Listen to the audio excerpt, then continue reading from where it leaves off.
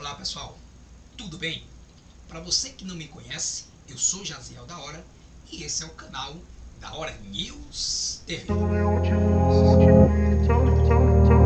Para você que está chegando agora no canal, eu já peço por gentileza, dê o seu like, compartilhe, ative o sininho de notificação e não se esqueça de deixar os seus comentários. Sem mais delongas, vamos para o que interessa. Ato político, diz Dino, quando a esquerda invadiu a Esplanada em 2017. Está aqui, né? Segundo aí o Flávio Dino, 2017, aquilo ali tinha sido um ato político. Revista OS trazendo essa reportagem exclusiva. Como você vê aqui as imagens, tudo quebrado, as janelas, vidraça, né? As vidraças aqui, ó, tudo quebrado. A gente vê aqui, olha, vestígio, né? Que eles meteram fogo, tocaram fogo aqui, ó, geral. Então foi um ato assim, de puro vandalismo, né? De puro vandalismo em 2017. Em maio de 2017, todos os prédios da Esplanada dos ministérios em Brasília foram evacuados depois que vândalos da esquerda atacaram fogo, quebraram vidros, pincharam e invadiram a sede de alguns ministros. Isso aqui é uma reportagem, mais uma vez reforçando, uma reportagem aqui da Revista Oeste. Tá bom, pessoal? Então não sou eu que estou falando, tá? Reportagem aí da Revista Oeste. Na época, o atual ministro da Justiça e Segurança Pública, Flávio Dino, agradeceu o ato, que agora é chamado de terrorismo por ele e pela esquerda. Até mesmo a imprensa tratou a invasão dos esquerdistas como ato ou manifestação. Aqui você vê o Twitter do Flávio Dino, em 2017, foi de 24 de maio de 2017. Hoje em Brasília, a voz do povo se fará ouvir. Ato político essencial e às vezes ignorado por analistas, que tudo corra em paz. Flávio Dino, 24 de maio de 2017, uma reportagem trazida aí pela Revista Oeste. No domingo, 8, quase 5 anos depois do ocorrido, milhares de manifestantes invadiram a Esplanada e interpretaram o Supremo Tribunal Federal, o Palácio do Planalto e o Senado. Na ocasião, Dino, que foi avisado antecipadamente pela Agência Brasileira de Inteligência sobre o risco que o local corria, pareceu ter mudado de ideia quanto à classificação dos atos de invasão. Os extremistas querem tumulto, ódio e medo.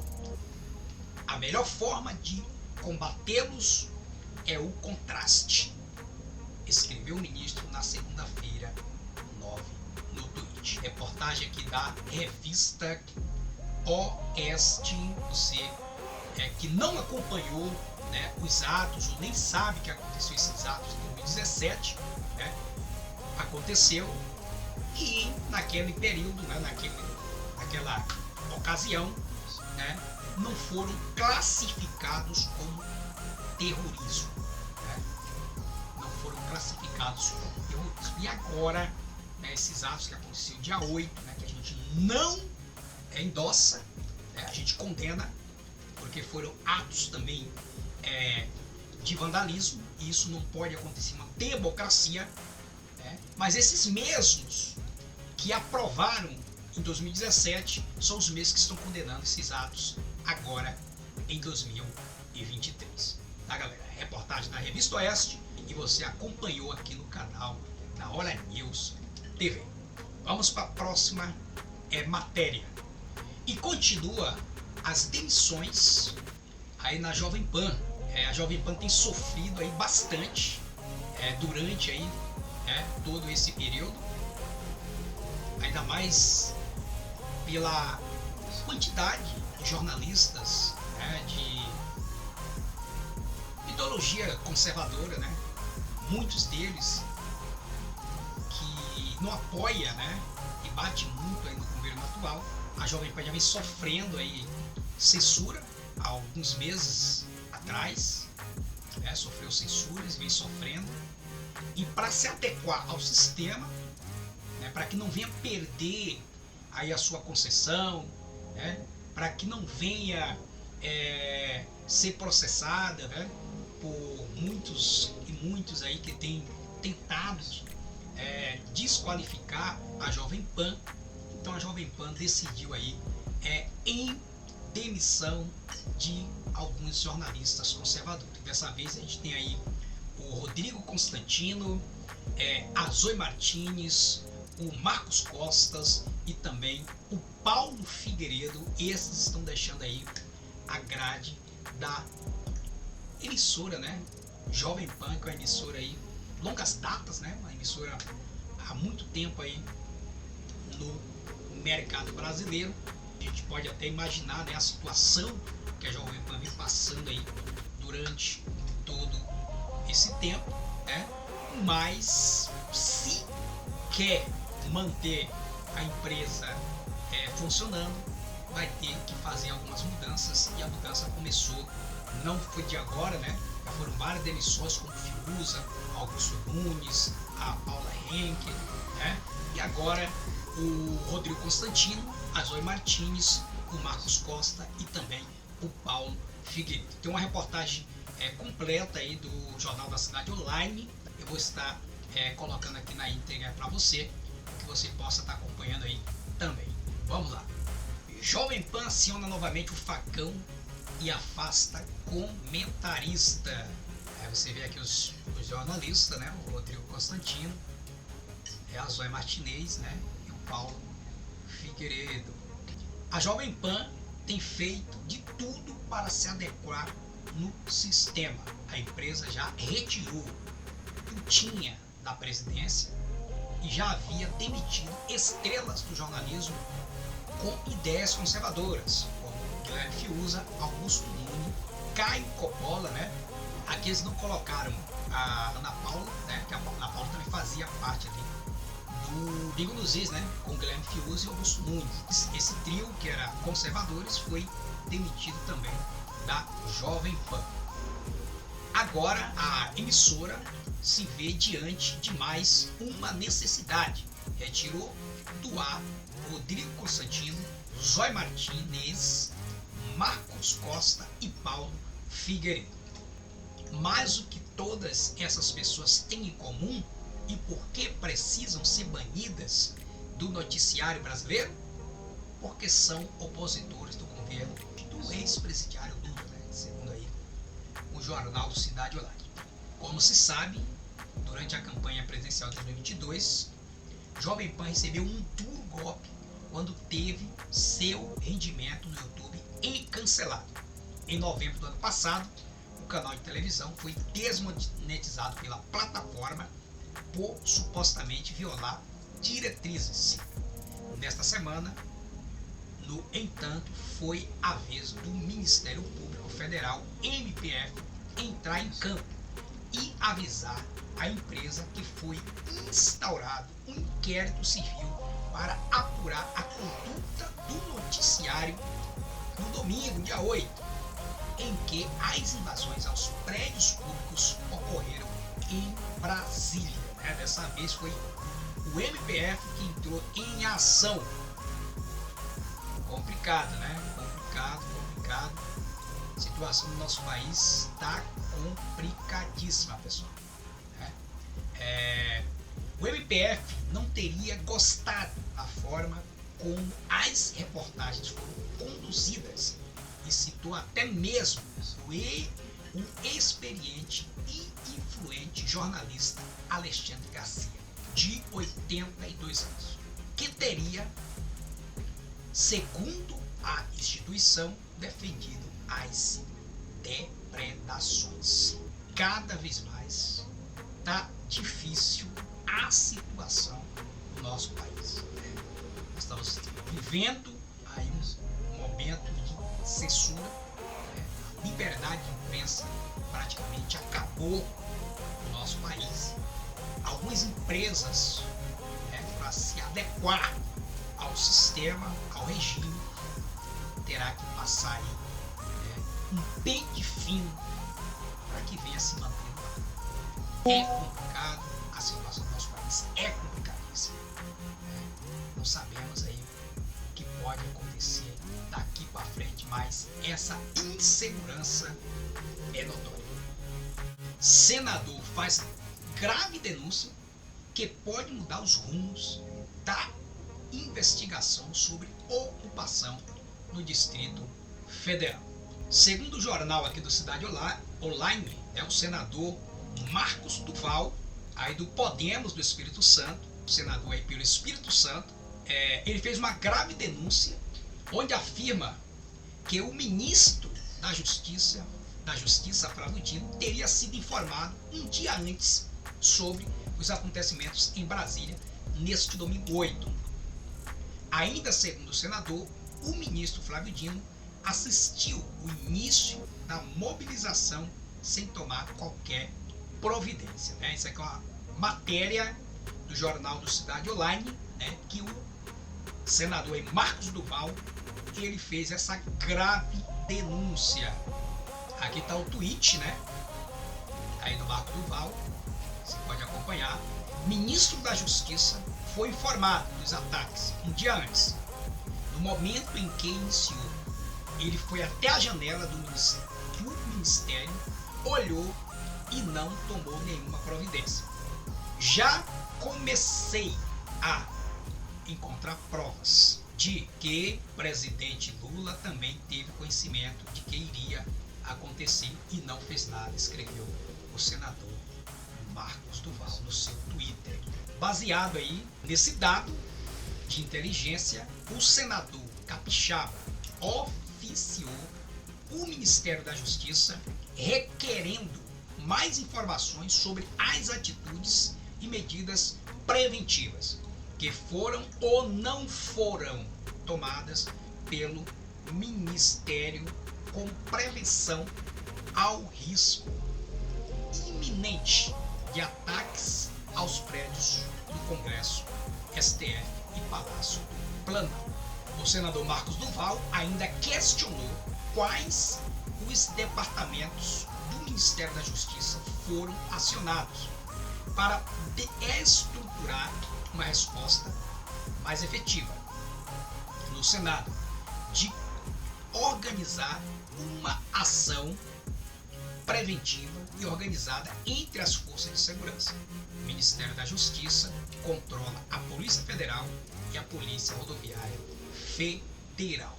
O parlamentar também questionou a participação do GSI, Gabinete de Segurança Nacional, a sua interação com a Secretaria de Segurança Pública do Distrito Federal, se houve um planejamento para prevenir e conter as ações que culminaram nos atos de vandalismo que assistimos no último domingo. Então o senador Marcos Duval aí, senador aí pelo estado do Espírito Santo, aí do Podemos, ele fez essa grave denúncia, né? E tudo isso vai ser apurado, né? Pode tomar outros rumos as investigações? Sim, pode tomar.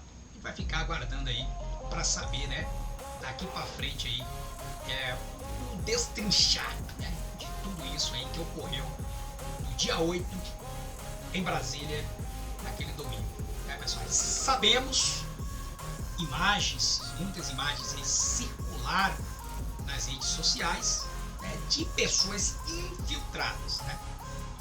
Pessoas infiltradas que participaram aí desses atos, e as investigações estão aí em andamento, e com certeza vai chegar aí aos responsáveis.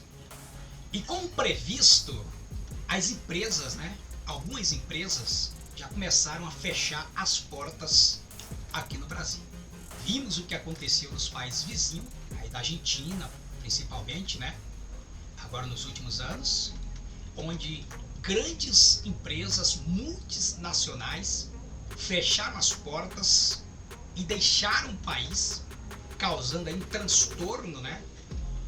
Desemprego em massa na Argentina.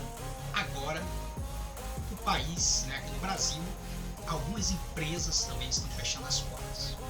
Dessa vez, a IOC, uma das grandes empresas, né, de produtos alimentícios aqui do nosso país, agora fechando as portas e demitindo aí milhares e milhares de pessoas, em demissão em massa. É triste, né? É muito triste saber que tudo isso pode estar acontecendo aqui no nosso país.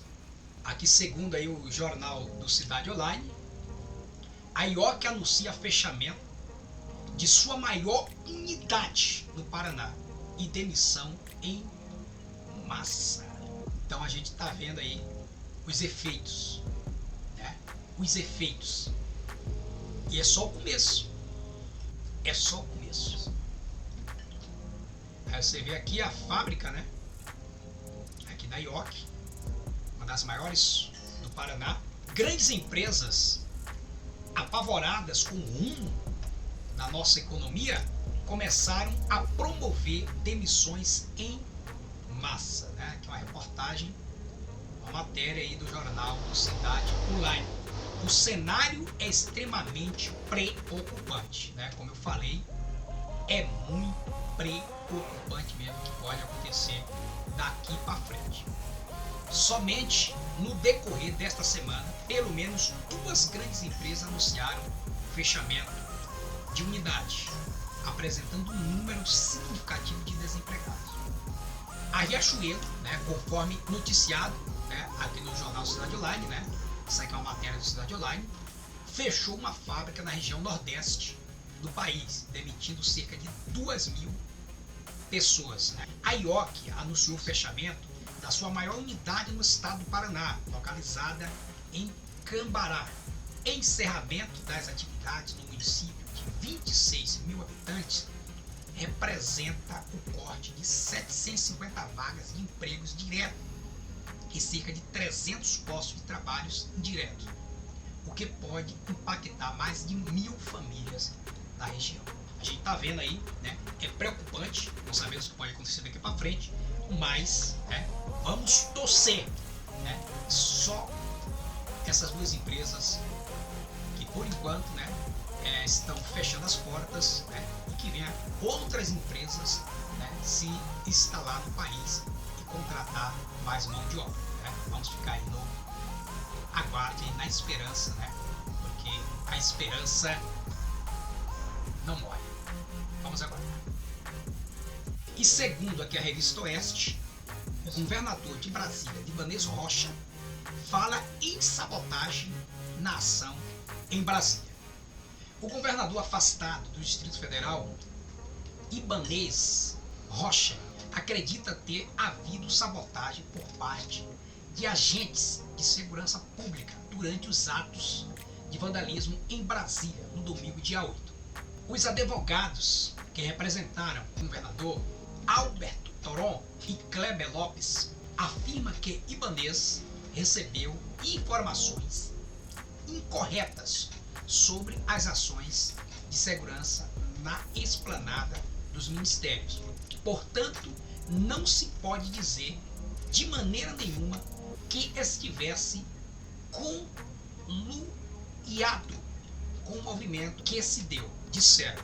Em entrevista à Record TV, Ibanez se defendeu de acusações de omissão. Ele declarou que o ex-secretário de Segurança Pública, Anderson Torres, viajou para os Estados Unidos sem avisá-lo e sem estar de férias. Torres teria embarcado com a família na madrugada de sábado. O governador afirmou que só soube da viagem quando Torres desembarcou na Flórida. A decisão que afastou Ibanez do governo do Distrito Federal por 90 dias foi confirmada pela maioria 2 ministros do Supremo Tribunal Federal, STF, na quarta-feira, 11, ele foi suspenso da função pelo ministro Alexandre de Moraes. Ibanez vai recorrer da medida. E trazendo mais uma matéria aqui do Terra Brasil Notícias, deputado Glauber Braga pede prisão de generais. Veja o vídeo. É aqui uma reportagem do Terra Brasil Notícias. Deputado Glauber Braga, PSOL, faz coro ao pedido de Omar Aziz e compactua da mesma ideia de querer que generais das Forças Armadas sejam presos por conta de uma suposta omissão diante dos atos de manifestantes opositores à Lula. Essa aqui é a matéria do Terra Brasil Notícias. Acompanhe aí o vídeo. Agora tem que avançar na responsabilização. Na responsabilização de quem aqui estava e que tentou, sim, facilitar a execução de um golpe de Estado, mas tem que enquadrar também os generais que participaram do primeiro escalão do governo de Jair Bolsonaro e que tramaram durante muito tempo ações de natureza golpista. Vejam se tem alguma declaração nas redes sociais do general Augusto Heleno. Nenhuma. Está calado. Vilas Boas, está calado. A Colômbia, com Petro, numa realidade muito mais difícil que a brasileira. Lembremos que no início dos anos 2000 houve a virada na América Latina, onde a maior parte dos países foi para governos de orientação mais à esquerda e a Colômbia se manteve com uma posição de direita. O Petro assumiu o governo, um ex-guerrilheiro, e mandou para a reserva 52 generais. A gente imagina que numa política de apaziguamento com os golpistas que compuseram o primeiro escalão do governo de Jair Bolsonaro, a gente vai refrear a luta que a gente ainda tem pela frente? Não. E aí nos cabe nesse momento falar do papel do ministro José Múcio. Pode exercer bem outras funções, mas não é um bom conselheiro para tempos de guerra. Não é. Na circunstância em que a gente está vivendo, com golpistas em frente aos quartéis, ele vai dar uma declaração de que aquelas eram manifestações democráticas? Desculpe. Esse não é o papel de um ministro da Defesa que entende a realidade daquilo que está sendo enfrentado. Deputado apresenta PL que proíbe linguagem neutra nas escolas. Projeto de lei apresentado na Câmara Legislativa do Distrito Federal prevê punição para escolas públicas e particulares que usarem linguagem neutra. O deputado distrital Pastor Daniel de Castro apresentou nesta terça-feira, 10/1, um projeto de lei, PL, na Câmara Legislativa do Distrito Federal, CLDF, que proíbe o uso de linguagem neutra nas escolas da capital do país. A proposta do parlamentar pretende proibir expressamente a linguagem neutra na grade curricular e no material didático das instituições de ensino público e privadas. A medida também valeria para editais de concursos públicos. O deputado quer que as instituições privadas sejam multadas em até R$100 mil caso usem a linguagem neutra. No caso das escolas públicas, uma das sanções previstas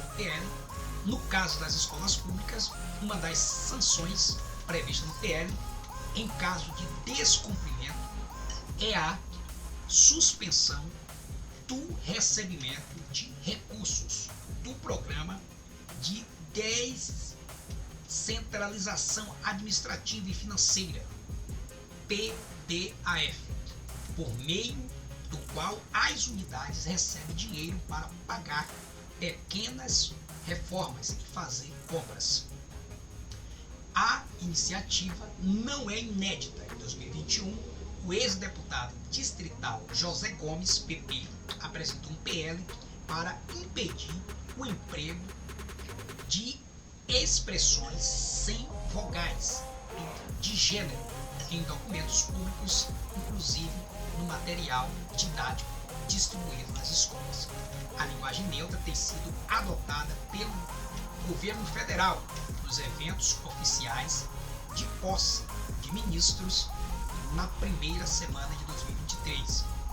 O cerimonial usou as expressões todas, todos e todes.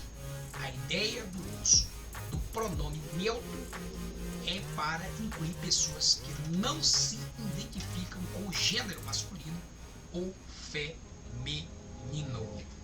Assistimos, aí a posse dos ministros, os primeiros discursos dos ministros. Alguns deles usaram aí esses termos, essa linguagem neutra, aí no seu discurso. Então vai ser aí um carro forte nesse governo de esquerda, a linguagem neutra, e com certeza vão querer aplicar isso nas escolas. Então esse deputado já entrou aí com uma PL, proibindo aí a linguagem neutra nas escolas públicas e também particulares. Vamos aguardar aí, o destrinchar de tudo isso, aqui para frente.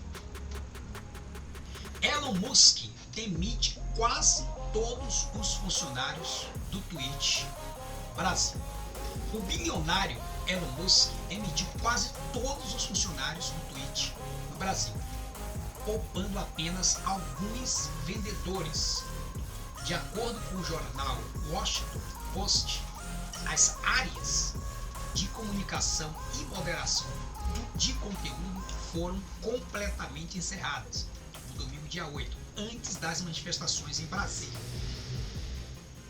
O novo corte soma-se a uma sequência de desligamento em massa que o Twitch vem fazendo desde que Musk assumiu a plataforma no fim do ano passado. A conclusão da venda do Twitch foi em 27 de outubro do ano passado. Dono da Tesla e da SpaceX, Musk comprou a plataforma por 47 bilhões de dólares. A primeira ação importante dele foi demitir os principais executivos. Entre eles, o então presidente executivo Parag Agrawal, o diretor financeiro Ned Segal e o chefe de assuntos jurídicos e de políticas Vijaya Gadde. Musk acusou a companhia de esconder informações sobre os milhares de contas de usuários falsos. Musk também anunciou na época que pretendia transformar o Twitch em uma empresa com uma equipe mínima. Para isso, o plano inicial era demitir 75% do quadro de trabalhadores. Então, como você viu na matéria, o Elon Musk aí demitiu quase toda a equipe do Twitch Brasil. Geralmente o Twitch Brasil estava tomado de esquerdistas, foi o que vimos aí durante todo esse período, e o Elon Musk aí veio fazendo uma limpa tanto lá fora nos Estados Unidos quanto aqui no Brasil também.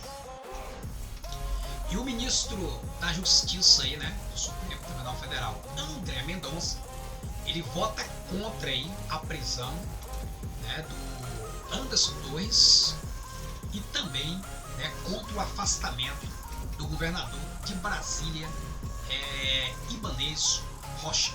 O ministro André Mendonça, do Supremo Tribunal Federal, STF, divergiu dos 9 colegas que já haviam votados para prender o ex-ministro da Justiça e ex-secretário de Segurança do Distrito Federal, Anderson Torres, e o ex-comandante da Polícia Militar do Distrito Federal, Fábio Augusto Vieira. Mendonça também votou contra o afastamento de Ibanez Rocha. Ambas as decisões haviam sido inicialmente tomadas pelo ministro Alexandre de Moraes. Ao votar contra a prisão de Torres, Mendonça disse que, em que pese se reconheça a gravidade dos fatos investigados, aos quais todos manifestamos repulsa e indignação, não se pode confundir o desvalor e a gravidade das condutas e dos resultados delas, decorrente com os requisitos necessários para a custódia cautelar, que são específicos e diversos, a demandarem motivação expressa do órgão julgador, que justifique de que modo a liberdade dos acusados pode, no momento atual, conduzir a risco concretos a ordem pública, a ordem econômica, a instrução criminal ou a aplicação da lei penal. Ele afirma que os investigados não mais podem ocasionar coação ou omissão na condução de políticas de segurança pública. A citada reiteração na prática dos delitos investigados, ausente, portanto, a contemporaneidade na presença dos motivos ensejadores da custódia cautelar, até a ausência de indicações de que tais investigados poderão, de algum modo, permitir reiteração das condutas relativas. Reforça esse entendimento o fato de a segurança pública do Distrito Federal se encontrar no presente momento sob investigação e responsabilidade federal por força do decreto número 11.377 de 8/1 de 2023 do presidente da República avalia. E o governo Lula, né, sempre na sua campanha, ele falava sobre o sigilo de 100 anos do Bolsonaro, né? E, enfim, ele abriu aí o primeiro sigilo, né? Que é o primeiro sigilo aí dos 100 anos de Bolsonaro. E dessa vez, né, sobre a primeira-dama Michele Bolsonaro. Só que não foi o que eles esperavam, né? Acho que eles aguardavam encontrar algo comprometedor, né, que comprometesse aí a integridade da Michele, mas foi totalmente ao contrário. Acompanhe. Em busca de mais uma cortina de fumaça, Lula parte para cima da Michele, mas se dá mal. Esse é o título da matéria aí, né, do jornal do Cidade Online.